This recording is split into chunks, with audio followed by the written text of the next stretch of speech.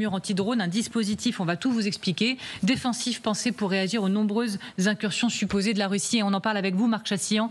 Bonsoir et merci beaucoup d'avoir accepté une nouvelle fois notre invitation. Vous êtes ingénieur, expert en système d'armes. Alors, première question. Ursula von der Leyen dit que ce n'est pas une ambition abstraite, que c'est le fondement d'une défense crédible. Vous êtes d'accord avec ça? Ce mur anti-drone, c'est le fondement de notre défense, de sa crédibilité. Bonsoir à tous. Oui, ça en fait évidemment sûrement partie. La question, c'est de savoir comment techniquement on réalise cette affaire, parce que un mur anti-drone, on imagine une sorte de ligne Maginot constituée de différents capteurs, des radars, des caméras, et puis qui donnerait de l'information à une espèce de ligne de canon automatique, de batterie de missiles antiaériens, etc. Bon, donc on va tomber dans le piège que Napoléon appelait le piège des douaniers, hein, c'est-à-dire qu'on aligne des douaniers le long de la frontière pour empêcher les contrebandiers de rentrer, ce qui évidemment ne marche absolument pas. Le souci que nous avons avec les drones, et il faut bien se rendre compte de cette affaire, c'est que les drones n'ont pas besoin de franchir la frontière pour venir vous embêter. Il suffit tout simplement de les assembler sur place. Aujourd'hui, il existe des dizaines de façons de commander des drones par morceaux, tout simplement sur Internet, de les assembler dans un appartement ou un garage, et ensuite de le ressortir et de venir embêter qui vous avez envie d'embêter. Donc en fait, le drone n'a pas besoin de venir de Russie, c'est ça que je veux dire. C'est qu'il peut déjà être sur le pays. Et auquel cas, votre barrière anti-drone, elle est totalement mise en échec. C'est ça la particularité du drone. Il faut vraiment comprendre ça. C'est que le drone ignore les frontières. Il ignore les frontières tout simplement parce qu'il peut être réalisé très facilement sur le territoire du pays que vous avez envie de viser. Donc, je veux dire, ériger des barrières le long de 2000 ou 3000 km de frontières avec ce que j'ai dit tout à l'heure, des canons, des batteries antiaériennes, etc., etc. Oui, mais en fait, vous n'arrêterez pas le drone qui est déjà dans votre dos. Et c'est ça le souci. C'est véritablement ça le souci. Donc, avant de se lancer dans des dépenses pharaoniques et totalement inconsidérées, qui consisteraient à se donner l'illusion qu'on arrête des drones à la frontière, il faudrait peut-être déjà réfléchir à ce qu'est la vraie menace drone. Oui. Alors voilà, vous avez parfaitement posé les enjeux de cette discussion. Marc Chassillon, moi j'ai une question aussi très concrète à vous poser. Combien de temps pour faire tout ça? J'ai cru comprendre que pour les capteurs, bon, 1 an à peu près, mais pour tout le reste, un peu plus de temps. On est dans l'urgence. Comment on résout cette équation?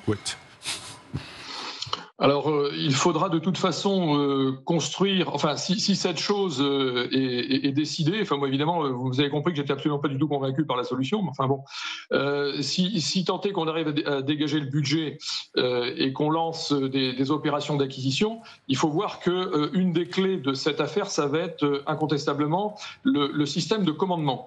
Et donc, il faut constituer ce que l'on appelle un kill web. Donc, un kill web, c'est un réseau de destruction. Donc ce kill web, il doit s'appuyer sur les capteurs tels qu'il vient d'être dit là, voilà, assurer une excellente coordination et de tri de l'information pour que ça remonte à des niveaux de commandement suffisamment bas pour qu'on n'ait pas à remonter et attendre un quart d'heure avant d'attendre l'autorisation de détruire le drone. Et puis ensuite il y a les effecteurs. Donc les effecteurs, il y en a aujourd'hui beaucoup de types. Ce qui est très efficace finalement contre des drones, c'est les canons automatiques. Les canons automatiques qui tirent des obus, chronométriques ou à fusée de proximité, c'est très efficace et ça coûte pas très cher. Bon, encore faut-il évidemment que le drone passe dans le rayon d'action du canon qui est de l'ordre de 2 km à 2,5 km pour des bons canons de 40 mm comme on en fait en France, là, oui. Les canons CTI. Et puis ensuite, il y a des petits missiles qui sont aussi très efficaces, qui peuvent effectivement abattre des drones anti-drones, hein, genre Shahed. Mais vous voyez bien que le chaînage et le maillage de cette affaire, ça va être le cœur de l'ingénierie de construction de ce barrage. Alors, en tout cas, Marc Chassillon, ce que l'on voit ces dernières heures, c'est que l'Ukraine donne le rythme sur pas mal de choses, le ton sur pas mal de choses, notamment d'un point de vue vraiment militaire. Ça, c'est votre expertise.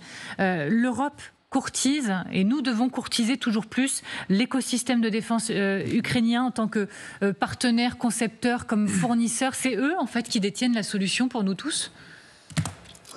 En fait, l'armée ukrainienne est une armée en guerre depuis 3 ans, donc aujourd'hui, très objectivement, c'est avec l'armée russe, je le précise, il ne faut pas comme oublier les Russes, c'est par définition les 2 armées les plus expérimentées d'Europe, puisqu'elles font la guerre.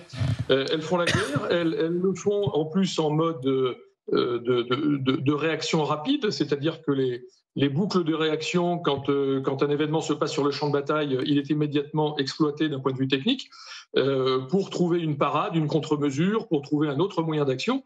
Et en fait, ce à quoi on assiste aujourd'hui en Ukraine, c'est c'est en fait le résultat de décisions qui ont été prises il y a entre 1 an et demi et 2 ans sur le réarmement de l'Ukraine en matériel beaucoup plus performant que ceux dont ils disposaient, ou plus performants, ou au moins aussi performants que ceux qu'on était prêts à leur donner. Alors, on a cité les missiles de croisière, mais on sait qu'ils travaillent aussi sur des missiles balistiques.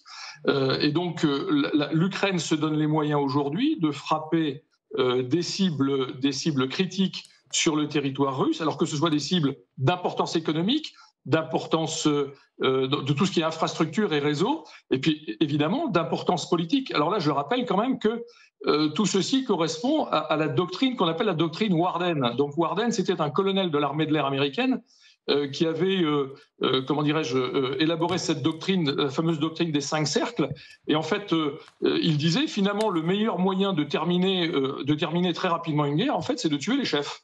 Voilà, à partir du moment où plus personne n'a d'ordre et de plus personne n'a de directive, le pays s'écroule tout seul.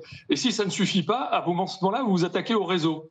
Et si ça ne suffit pas, vous vous attaquez aux ressources du pays. Voilà. Et de proche en proche, vous arrivez à attaquer en dernier lieu, si j'ose dire, les forces armées de ce pays. C'est la doctrine Warden. C'est exactement ce que Israël a appliqué face au Hezbollah qui a été complètement décapité, face au Hamas qui a été complètement décapité, et il s'en est fallu d'un cheveu. Je crois que c'est le président Trump qui a retenu le bras de M. Netanyahou, que les dirigeants iraniens soient aussi rectifiés dans la foulée. Et donc, vous avez l'application de cette doctrine Warden qui, aujourd'hui, ma foi, j'allais dire, elle s'entend compte tenu du contexte stratégique qui existe entre l'Ukraine et la Russie.